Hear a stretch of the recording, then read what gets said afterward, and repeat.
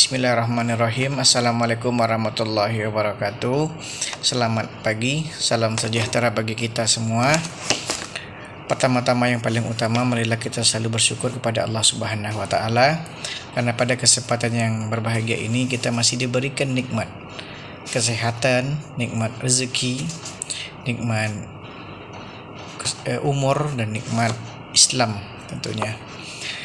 Bapak Ibu yang saya hormati, Bapak Dr. Haji Zulfikri Teguhan SHMH yang saya hormati, selaku pengampu mata kuliah Hukum Pasar Modal. Sebagai mukadimah, saya ingin memperkenalkan diri terlebih dahulu. Perkenalkan, nama saya Argilang Darasa. Saya mahasiswa Universitas Islam Riau, kelas IHA, konsentrasi hukum bisnis angkatan 2021.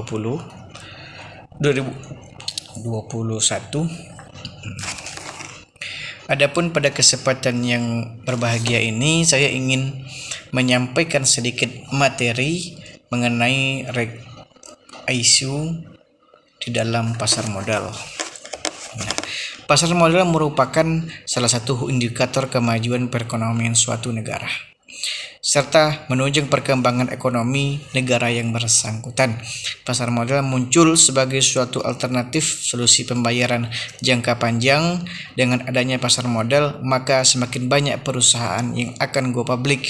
Perusahaan yang sudah terdaftar di pasar modal ada kalanya membutuhkan dana segar jika sumber internal maupun pinjaman dari bank dianggap kurang memadai atau menguntungkan. Memasuki pengertian daripada right issue. Apa sebenarnya right issue ini? Right issue merupakan hak pembelian saham yang dilakukan oleh perusahaan dengan cara memesan terlebih dahulu dengan harga yang ditentukan sebelumnya untuk tanggal tertentu.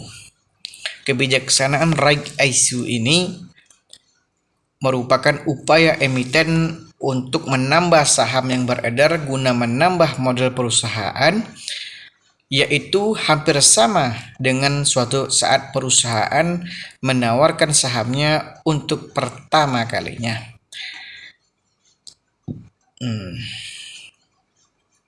Right issue, bedanya, right issue dikeluarkan oleh perusahaan yang sudah terdaftar di Bursa Efek atau yang sudah go public. Jadi yang belum terdaftar di Bursa Efek atau yang belum go public itu belum bisa menawarkan right issue ini. Nah, adapun nantinya si pemegang mekanismenya nanti perusahaan tersebut menjual hak beli kepada publik atau pemegang saham yang sudah ada, sehingga si pemegang hak beli tersebut pada periode yang telah ditetapkan berhak melakukan pembelian saham sesuai dengan harga yang telah ditetapkan sebelumnya.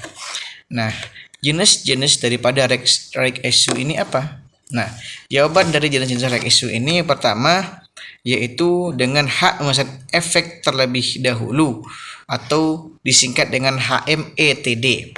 HMTD adalah bahwa investor atau pemegang saham memiliki hak, yakni hak untuk memesan terlebih dahulu efek atau saham baru yang diterbitkan oleh perusahaan publik atau emiten. Dari sini tampak ada dua sisi kepentingan yang saling berkaitan, yakni emiten selaku yang memberikan hak kepada investor dan investor sebagai pemegang saham yang menerima hak. Nah, hak di sini berkaitan dengan aksi korporasi emiten untuk menambah modal suatu perusahaan. Nah, maka ada 3 kemungkinan yang bisa terjadi berkaitan dengan EMTED ini. Yang pertama, investor tersebut berminat membeli atau tidak. Jika investor tertarik dengan saham yang baru ditawarkan dan memiliki dana yang cukup, maka investor tersebut akan membeli saham tersebut.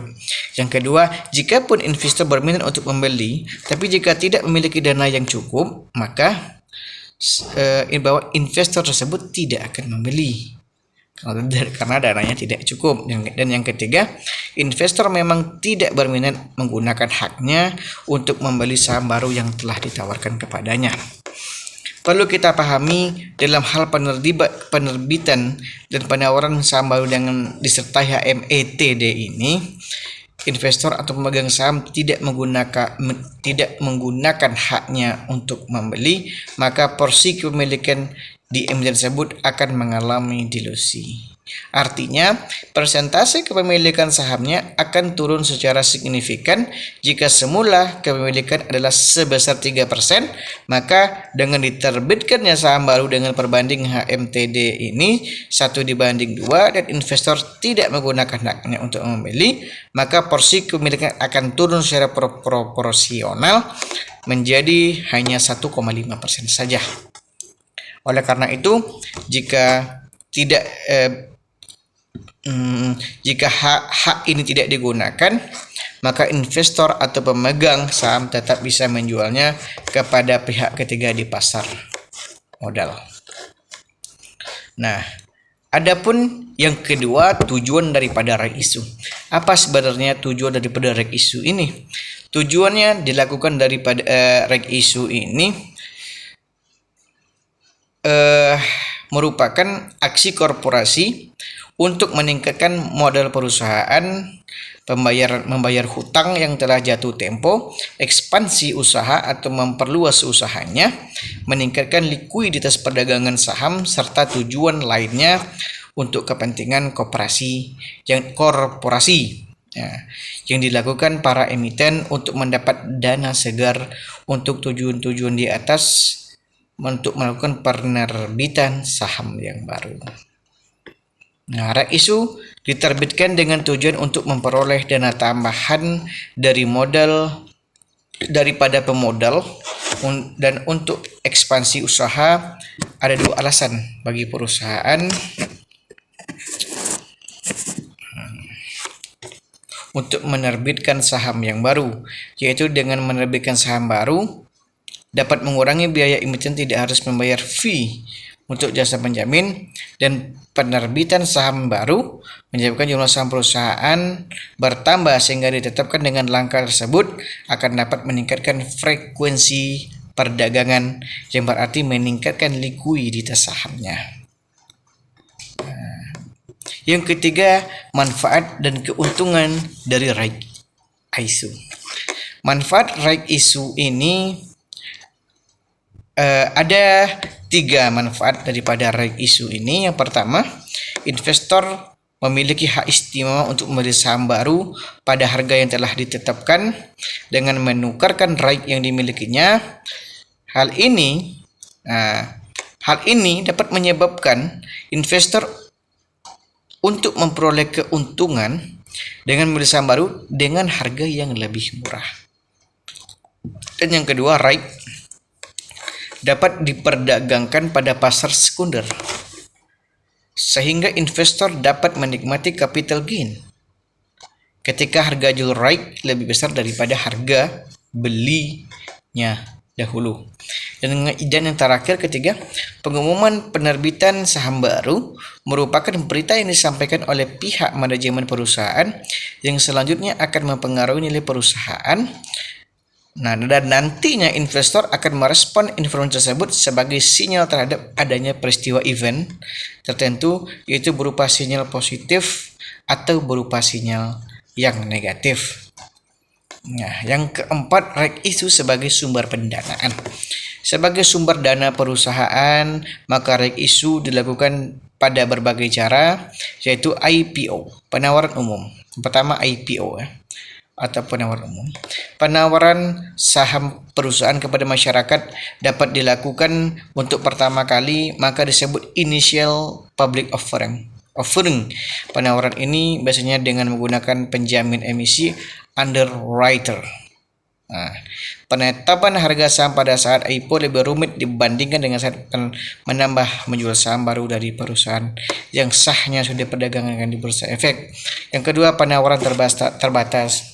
Right issue adalah penawaran saham yang baru yang terbatas kepada para pemegang saham yang lama, pemegang saham yang sudah ada, sebab sebelumnya perusahaan telah pernah melakukan IPO sebagai pemilik. Pemegang saham lama memiliki hak beli atau call option atau saham perusahaan pada harga yang tertentu. Yang ketiga, private placement. Penjualan saham secara pribadi dapat dilakukan kepada lembaga keuangan seperti kepada perusahaan asuransi atau kepada nasabah atau perusahaan efek, namun kebanyakan adalah kepada investor lembaga yang ada. Yang kelima, alasan perusahaan menerbitkan right issue. Apa sebenarnya ini? Setelah kita mempelajari tujuan, manfaat daripada right issue ini, selanjutnya apa alasan perusahaan menerbitkan right issue? Secara teori, keputusan right issue disebabkan oleh beberapa faktor, seperti kebutuhan dana dan perusahaan merasa dana yang memiliki saat ini tidak tercukupi.